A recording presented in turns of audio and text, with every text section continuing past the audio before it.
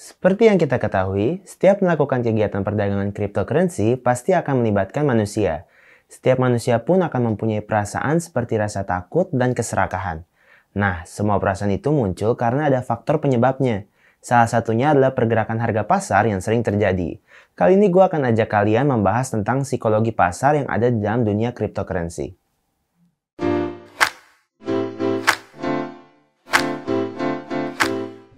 Selain psikologi pasar, ada juga yang disebut dengan psikologi trader. Psikologi trader ini terjadi dalam skala individu pada tiap orangnya. Psikologi pasar terjadi dalam segala keseluruhan yang bergerak secara bersamaan dengan psikologi trader ini sendiri.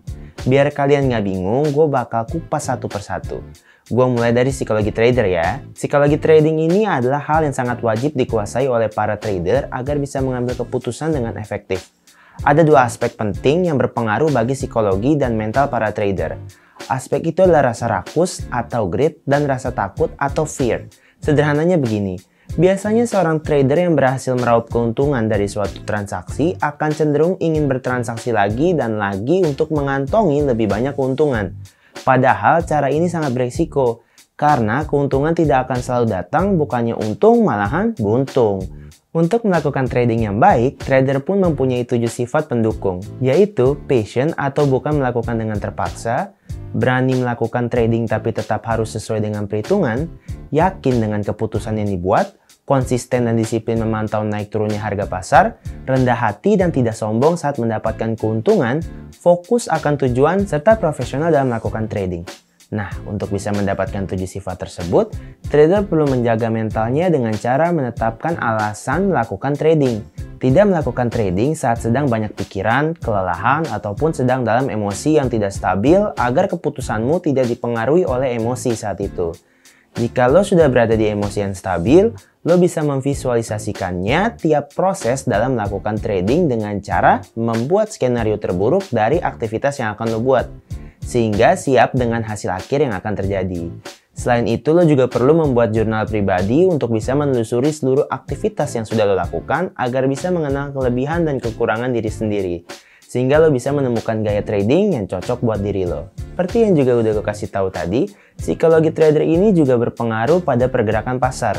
Jika para trader bisa mengatur mentalnya dan melakukan trading dengan baik, maka pasar pun akan mengalami pergerakan yang baik.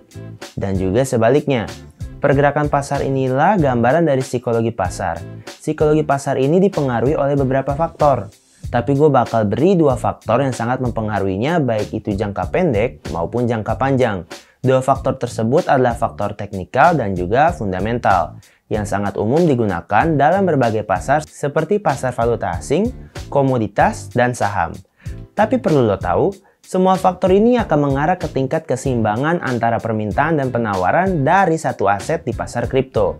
Sederhananya begini, di sisi faktor teknikal, para pelaku pasar akan berpegangan pada sinyal-sinyal yang ada pada pergerakan harga di masa lalu yang biasa disebut dengan price action. Pada price action ini, pelaku akan menggunakan pemetaan yang berupa area support dan resisten. Area SNR ini dibedakan menjadi dari titik high atau low utama dari suatu pergerakan harga. Untuk bisa melakukan pemetaan area ini memang dibutuhkan pengalaman dan jam terbang yang tinggi. Tapi kalau seorang trader sudah bisa menguasainya, pastinya akan mendulang keuntungan yang lebih cepat. Untuk yang belum bisa melakukan pemetaan, lo bisa memakai alat bantu seperti indikator tools teknikal, tapi tetap saja alat bantu ini tidak sepenuhnya bisa memberikan analisis yang tepat ya. Lo tetap harus belajar melakukan analisa secara manual. Sekarang kita bahas dari faktor fundamentalnya. Dalam faktor fundamental ini biasanya para trader atau investor akan membaca prospek pergerakan harga ke depannya dari suatu berita ekonomi yang ada. Misalnya saat Tiongkok melarang penambangan kripto di pertengahan Mei 2021. Berita ini membuat para trader mengalami fase fear atau ketakutan yang menyebabkan aksi penjualan besar-besaran. Aksi ini terjadi karena psikologi para trader mengkhawatirkan akan adanya kerugian pada aset mereka. Di sisi lain, mereka mencari keamanan dan melirik aset lain yang minim resiko seperti dolar Amerika Serikat. Mereka membeli aset dengan dolar Amerika Serikat secara besar-besaran. Seluruh aksi tersebut akan terus dilakukan berdasarkan berita ekonomi yang ada. Padahal sebuah berita bisa saja hanya bersifat jangka pendek, tergantung seberapa besar dampak yang disebabkan sentimen tersebut terhadap perekonomian global kan?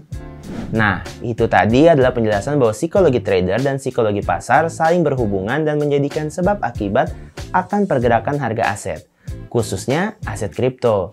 Segini dulu penjelasan yang bisa gue berikan mengenai psikologi trader dan psikologi pasar. Kalau lo punya pertanyaan terkait belajar trading, bisa tulis di kolom komentar di bawah ya. Tonton terus video di channel YouTube Crypto Canary Network Indonesia agar lo bisa lebih pintar dalam bertrading dan tahu berita seputar dunia cryptocurrency. Gua Chris, sampai ketemu lagi di video sisian selanjutnya. Bye bye cuan-cuan people!